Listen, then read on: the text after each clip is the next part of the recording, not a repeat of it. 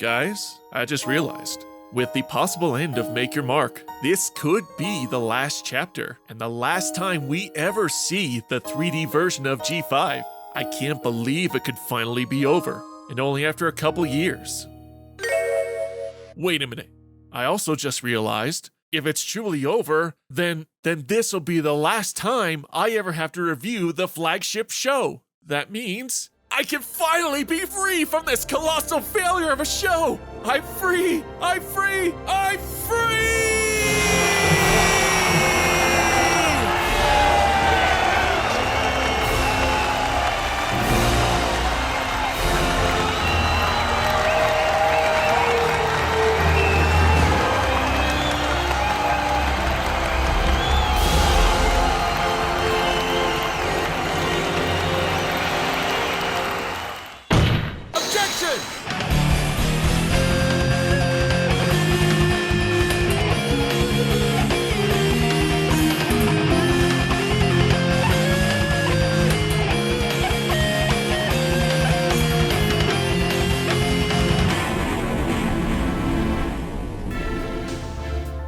Oh shit, here we go again. How is it possible that this show continues to get worse with every single release? Like, this is amazing. Look, if you guys liked it, fine, enjoy, it's your prerogative. All I'm here to do is just to give you my honest and personal opinions about this chapter. If you disagree, that's fine. In fact, let me know where I was wrong. Show me evidence that contradicts me. It's all the fun of a discussion. But okay, enough of my ramblings. It's finally time to dive into Chapter 6 of Make Your Mark and try to understand things. Yeah.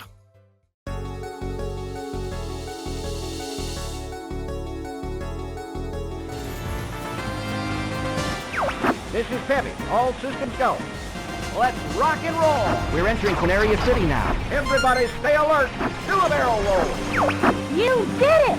I was worried for a moment. Something's wrong with the G diffuser.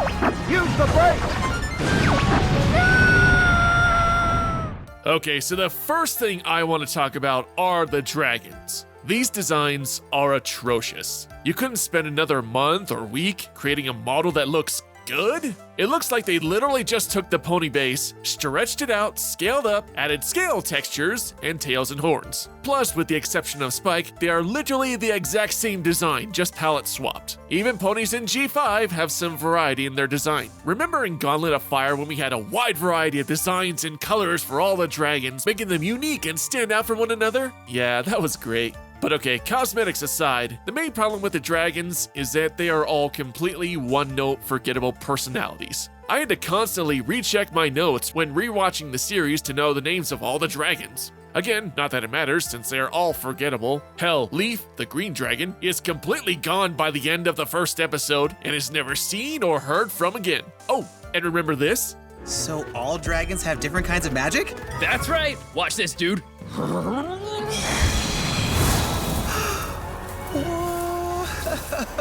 Lux can illuminate with her light magic. Fountain can bend and spray water with her fire. Oh, it's so cool. Wow, that's kinda cool. I can't wait to see all these unique and interesting powers in the final fight to stop Opaline. Oh wait, they don't. That was just a complete waste of dialogue. Seriously, why give them powers if you're not gonna do anything with it? It's superfluous, and most importantly, it's a complete waste of fucking time. It's Chekhov's fucking gun, goddammit! This meeting with the dragon should have been a grandiose moment, much like the next encounter with the return of Spike. To be honest, I was genuinely curious how he would fit into the whole story. With the connections he has with Twilight and Opaline and whatnot, I was thinking he would play a significant role in the final battle. And boy, is it disappointing. First off, the voice. Whoa! Excuse my breath. Just woke up, so this is why you came to find us. It would be weird if you called me Fred or something, because that's not my name. I knew they were never gonna get Kathy Westluck again with a pitched down voice, but this was the best voice you could come up with? That doesn't sound like it should be coming out of the Purple Dragon, but rather something that should be shilling sugary cereal or a Dunmer god. There, go right. Welcome, Moon and Star. All right, listen, I'm really not in the mood for this today. I'm just gonna cut to the chase with you. Look, I'm sorry, I just really expected a Dunmer. Because you were a Dunmer the last 8 fucking times. I don't know what the hell Azura's playing at, but I assume it's a joke. Though the big issue is that the show doesn't know how to properly utilize him. He's just there to drop conflicting exposition, and then he gets captured and does nothing else until the finale. He's just there for fan service and nothing more. Oh, and my favorite lines from him almost made me laugh out loud. Listen to this. My best friends were ponies. That's what I've heard. I haven't thought about it in so long, mostly because I was sleeping. But I do remember my adventures with them. Oh, but my mind feels so fuzzy since I went into that magic hibernation. It all feels so foggy, like a dream. Wow, how convenient. All he remembers is Twilight and to a lesser extent Opaline. You had a great opportunity for our heroes to bond and reconnect with Spike together, share stories, allegories, and reminisce on good times. But no, we have no time for character bonding and growth. We just need exposition. Literally, this whole fuzzy memory was an excuse so they could just speed the story along and forgo all the interesting stuff. What's next? What's Opaline doing at the moment?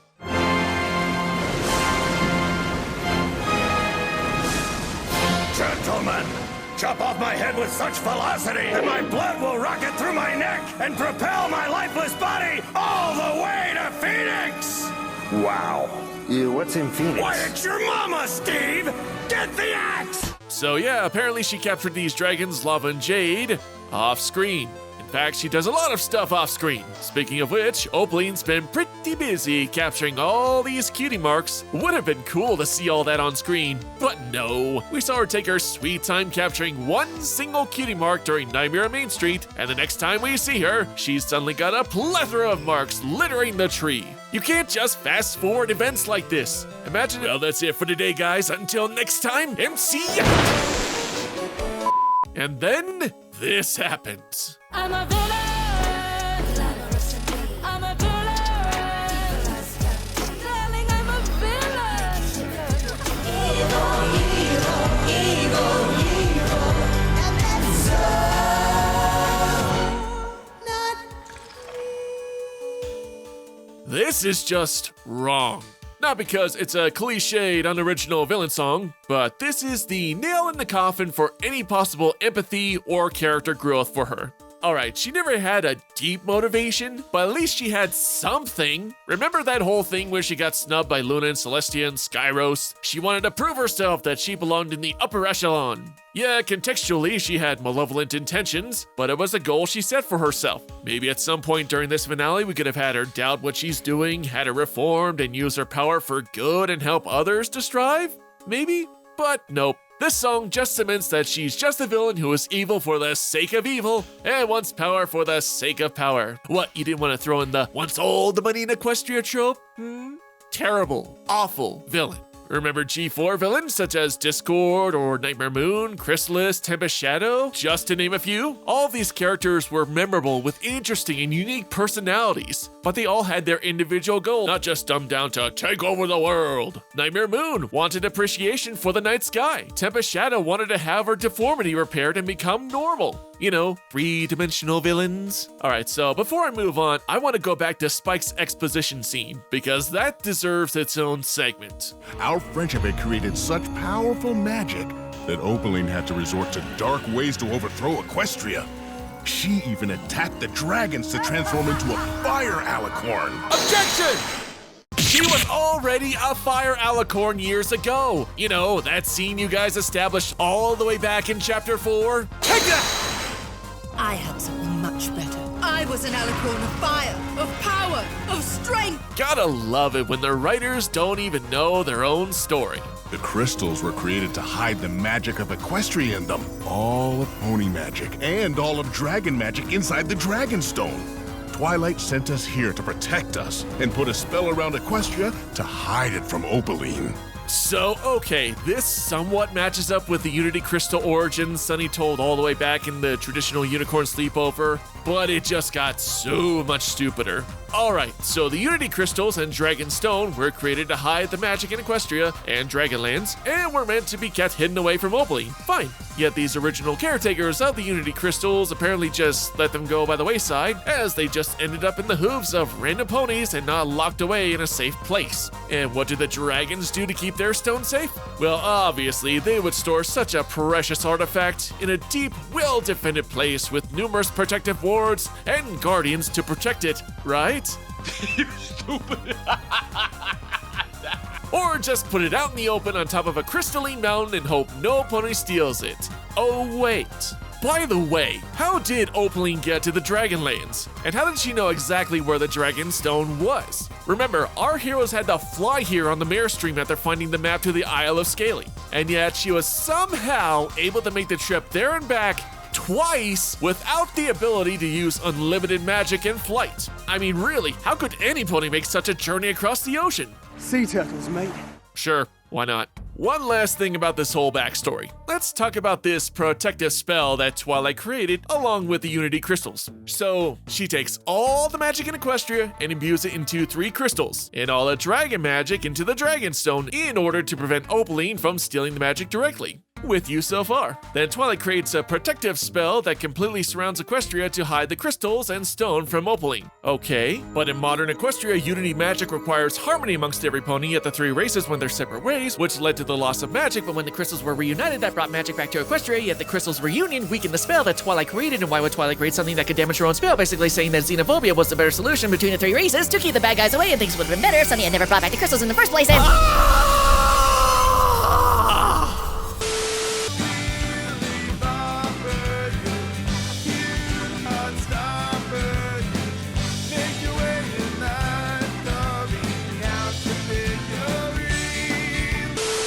Most of this will go over anyone's head, let alone a child. You know, the target demographic. Now, I want to share an aspect of Chapter 6 that nearly broke me.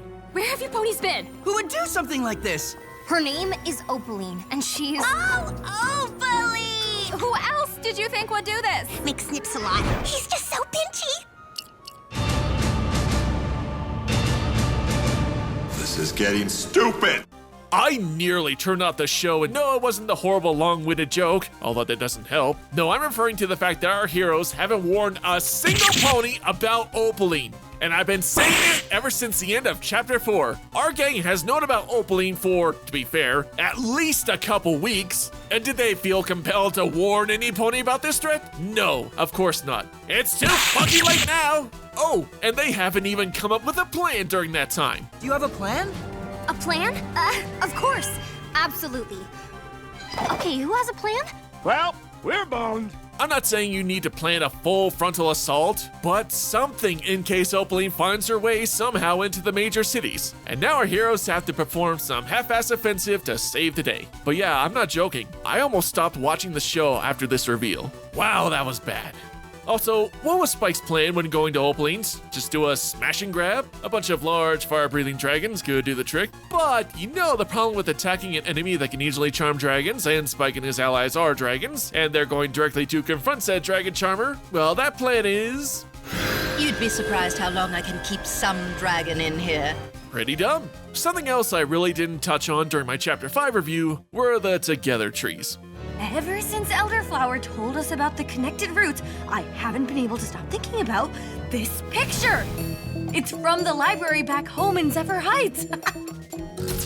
Wait, what? What picture? We never saw this picture or this scene. Clearly an oversight that was shoehorned into this chapter because they forgot to include the scene in the original episode. And a rather big oversight because it's basically one of the keys that helps the team to victory. Anyway, back to the trees. So they form whenever two or more ponies perform some great act of friendship. All right, and then you have Opaline's tree. Poor little thing. I tried and tried to make it grow, but you know what feeds a together tree, right? Did you guess unity? So my little tree would always just wither up and die. Her tree didn't grow because there was no genuine friendship formed between her and Misty, and Sparky Boom Man was the literal spark that reignited the tree. Fine. But that still doesn't explain where the tree came from in the first place. You say the tree would wither and die with every attempt, and yet we've clearly seen that the tree and its roots are deeply rooted in your castle ever since Chapter 2. So how did this thing originally grow?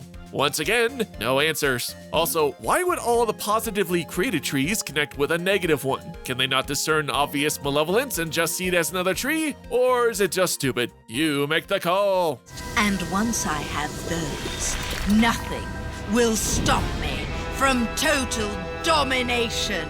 Oh no, she's created the Infinity Necklace! When she collects all those cutie marks, everything will cease to exist. Reality is often disappointing.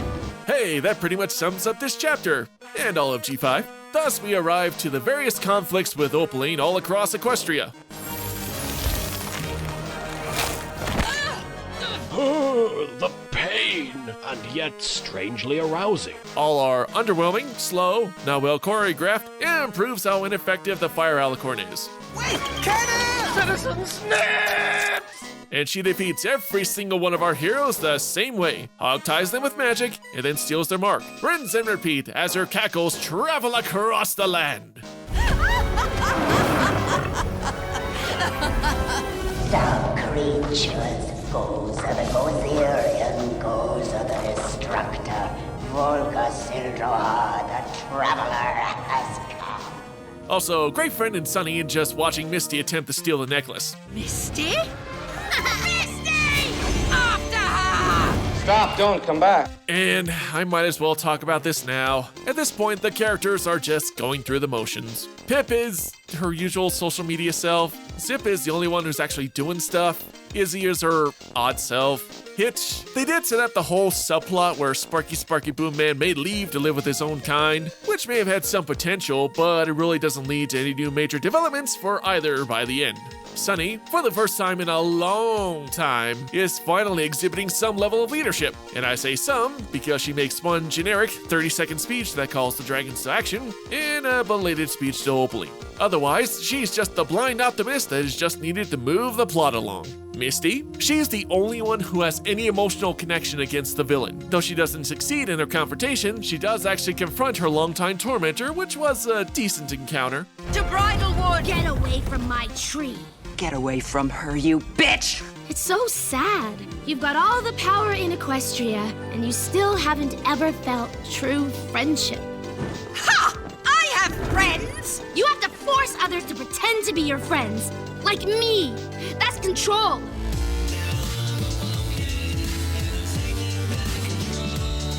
But we don't get the full satisfying conclusion between the two, but I'll get to that in a second. Which finally leads us to the final battle.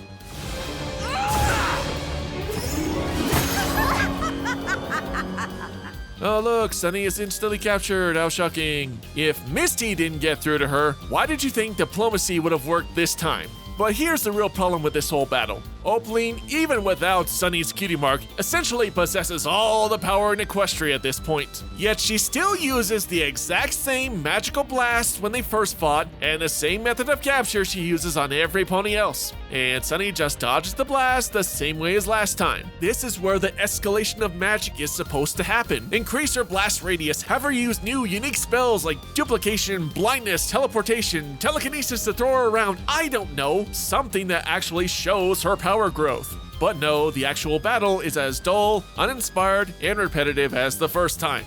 Now I've got the bullshit! I am inevitable. I'll shut down every protection spell in Equestria! Nice! You shut down every protection spell in Equestria, including your own, dumbass. Taste the rainbow, motherfucker! Oh yeah, the Rainbow Locket. Remember that thing? You know, that thing that was never explained, it was just given to Sunny at random? Now, ever since it showed up, I knew it was either going to be a modified version of Spike's Fire Ruby or Megan's Locket from G1. And only those who have actually seen G1, like me, know what it is. But your average kid is going to be completely confused at this, because there was no exposition drop for this item at all. And worst off, it's literally a Deus Ex Machina. It's an unexplained power that comes out of nowhere and provides an artificial solution solution that led to her defeat. And Sparky Boom Man uses his magic to somehow reverse the polarity of the Dragon Stone by making it his own spell. I don't know, it's bullshit. What?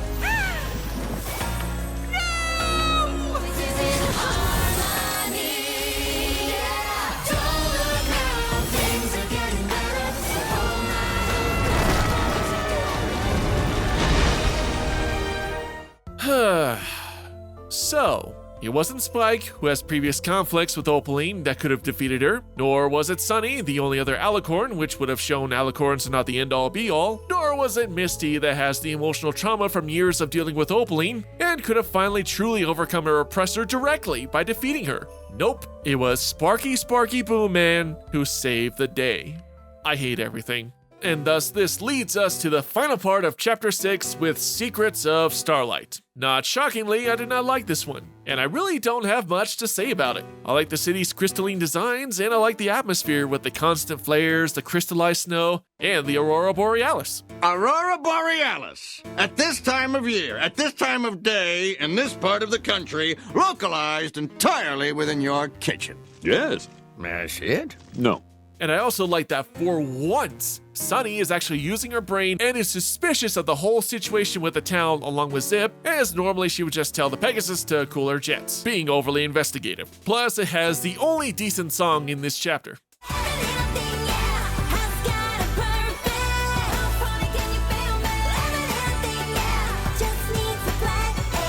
Otherwise, all the fun activities every pony is engaging in is kinda dull and drawn out. As for Allure and Twitch, ugh. I think this image, above anything else I can possibly say, perfectly captures my disappointment about this character. Yeah, that about sums it up. Violet Frost and Comet, our new characters, are just kinda there. Also, they never realized that the Nova Charm had the special star the whole time? Past ancestors never passed that knowledge on? It was obvious since that thing was reduced, and the reveal was just dumb. And now Comet is going to join our group. And there was much rejoicing. And then we have a cliffhanger with Allura. Alright, I'm done. And that was Chapter 6 of Make Your Mark. And wow, that was bad. But honestly, you have to see it because it is such a colossal train wreck of storytelling. It's a wonder to behold. There were other little elements here and there I didn't touch on, but I talked enough to show you all that all these little problems build up to a much bigger issue. Overall, the chapter was dull, uninspired, forgetful, and just an awful, confusing mess. Anyway, the future of the 3D show is up in the air, and most likely will be the last, but we'll see. If you guys have any other observations, ideas, or anything else about Chapter 6, let me know in the comments below. Well, that's it for today, guys. Until next time, MC out!